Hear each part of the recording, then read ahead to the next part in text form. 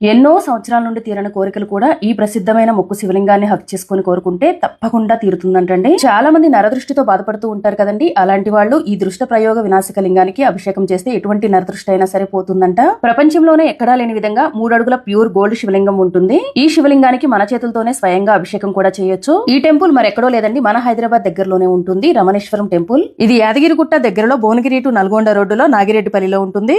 ఈ టెంపుల్ సిద్ధగురు రమణానంద మహర్షి గారి చేతుల మీదుగా స్థాపించబడింది.